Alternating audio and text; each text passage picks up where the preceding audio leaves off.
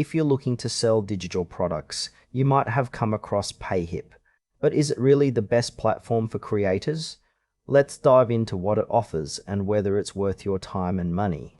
Payhip is designed to help creators sell digital products like ebooks, software, and courses directly to their audience. The interface is user-friendly, which is a huge plus for those who might not be tech-savvy. You can set your own prices, offer discounts, and even create affiliate programs to incentivize others to promote your products.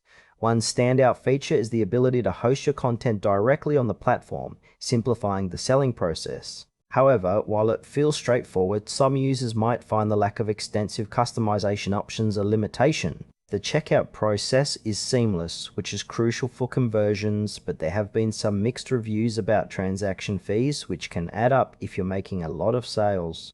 Overall, Payhip targets creators looking for a simple way to monetize their work, but there are still some areas that could be clearer, particularly around pricing structures and fees.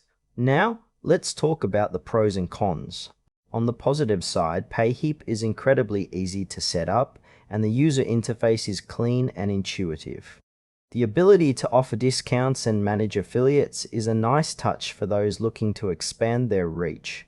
However, the cons are worth noting. Some users have expressed frustration over the transaction fees, which aren't always transparent upfront.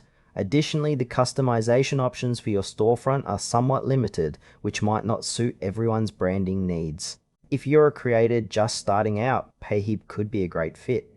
But if you're looking for a more robust platform with extensive customization and features, you might want to explore alternatives. In conclusion, Payhip offers a solid entry point for selling digital products, especially for beginners. It's user-friendly and effective for straightforward sales. However, if you need more advanced features or lower fees, you might want to look elsewhere. Overall, it's worth trying if you want to dip your toes into selling digital goods.